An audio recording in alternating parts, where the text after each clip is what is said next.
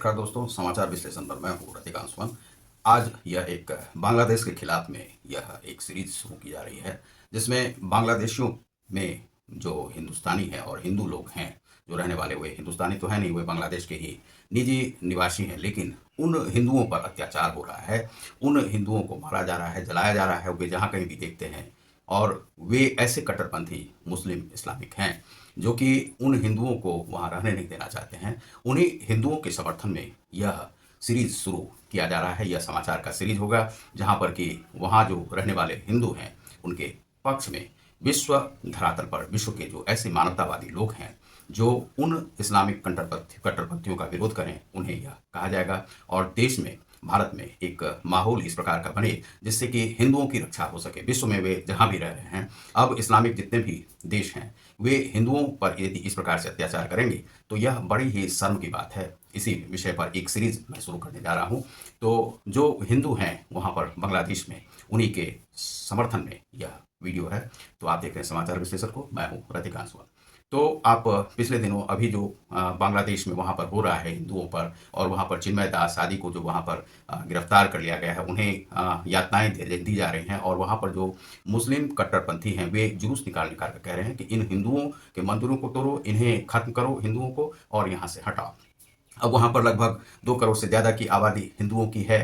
14 करोड़ का वह देश है। वहाँ पर लगभग 8 साढ़े 8% के आसपास अभी बताया जा रहा है कि लोग बचे हुए हैं हिंदू, और जबकि एक समय में 32-33% के आसपास वहाँ पर थे हुए हिंदू। उन हिंदुओं के प्रति लगातार से अत्याचार हो रहा है। जब पाकिस्तान से उसे अलग भी किया गया था, उस समय में भी अत्याचार हो रहा था। तो बहुत सारे लोग वहाँ के इधर उधर छितराए और बहुत सारे लोगों को मार दिया गया वहाँ पर उन कट्टरपंथियों के द्वारा। अब यह जो है बांग्लादेश जो है, अफगानिस्तान की आतंकी संस्था की तरह से वहाँ पर हो रहा है। अब यह जो बांग्लादेश है, वहाँ पर जो यूनिट सरकार है, उसे यह पता होना चाहिए कि वह किससे टक्कर लेने जा रहा है, जो उसका जन्मदाता है। यह पाकिस्तान जो है भारत से ही अलग हुआ है। तो यदि पाकिस्तान उसको कह रहा है कि हम तुम्हें परमाणु बम दे सकते हैं, उसके आतंकी संगठन वे आदि सेमिनार्स करके कह रहे हैं कि तुम लड़ो और तुम्हारे साथ हम हैं, उन्हें बढ़ावा दे रहे हैं इस प्रकार से, तो उन्हें यह पता होना चाहिए कि किससे लड़ रहे हैं। यह भारत जो है तुम्हारा बाप है। यदि गदर पिक्चर में यह दिखाया गया है कि पाकिस्तान का बाप कौन है, तो पाकिस्तान का बाप भारत है। और भारत की शक्ति से यदि वह खेल रहा है, तो भारत की शक्ति को वह पहचानता नहीं है।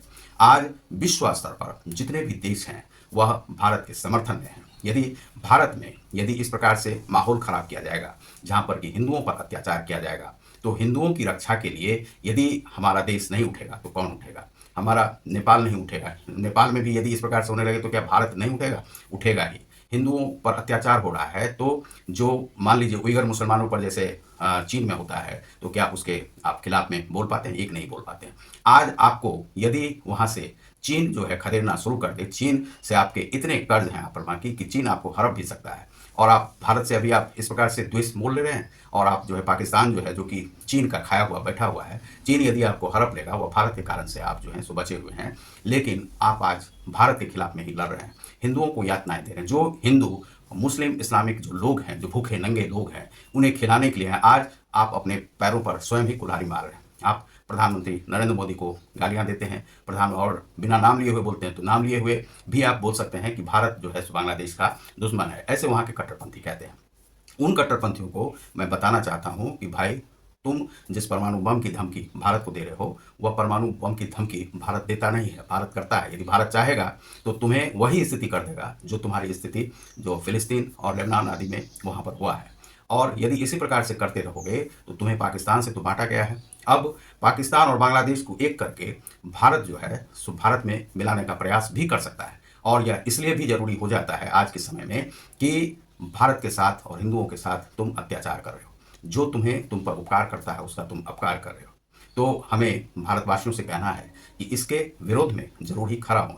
और हम बांग्लादेशी सभी हिंदुओं को कहना चाहते हैं कि आप नित्य और कभी कभी इस प्रकार से जरूर करें कि अपने जो रामनामी तिलक है, या जो भी चिन्मय और वो चिन्मय आश्रम का, या आपको जो इस्कॉन का जो तिलक है, वह तिलक धारण करके आप जरूर ही सड़कों पर उतरे वहाँ पर। और भारत जो है सो खामोश नहीं रहेगा। विश्व के जो मानवतावादी देश हैं, वह खामोश नहीं रहेंगे, और इस प्रकार से सड़कों पर जरूर लोग उतरेंगे। इस जो अभी जो बांग्लादेश में हिंदुओं के खिलाफ में जो हो रहा है, उन्हें जो जलाए जा रहे हैं, उन्हें जो मारे जा रहे हैं, इस प्रकार से जरूर ही एक आंदोलन भारत में खड़ा करें, विश्व स्तर पर खड़ा करें, चाहे क्रिश्चियन हों, यहूदी हों, जो भी धर्म के अल्पसंख्यक लोग हों, अल्पसंख्यकों पर वहाँ पर अत्याचार किया जा रहा है। वे सोचते हैं कि इन पर अत्याचार करेंगे तो यह भारत के लिए कहा जा रहा है कि भारत को ऐसे समय में सारे जितनी भी उन्हें दी जा रही है, चाहे ऊर्जा क्षेत्र में दी जा रही हो, चाहे अडानी को है, अडानी अपने सारे वहाँ से हटा लें, और बांग्लादेश से अभी जो है वहाँ से हटाना ही यह लाभकारी है, यदि यूनुस सरकार से बात सही ढंग से नहीं हो पा रही है। क्योंकि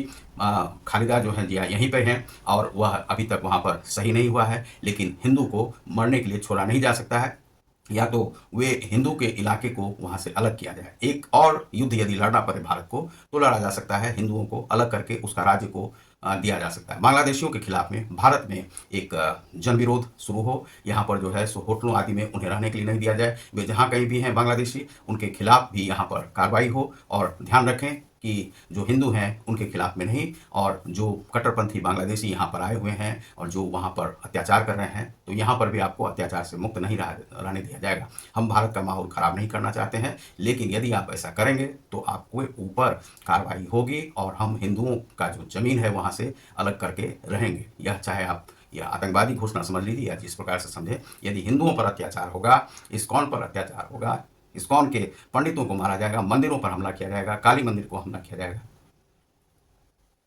तो नहीं छोड़ा जाएगा। तो इस प्रकार से भारत जो है जरूर ही जवाब देगा। और आप देख रहे हैं समाचार विश्लेषण को, मैं हूँ रतिकांत।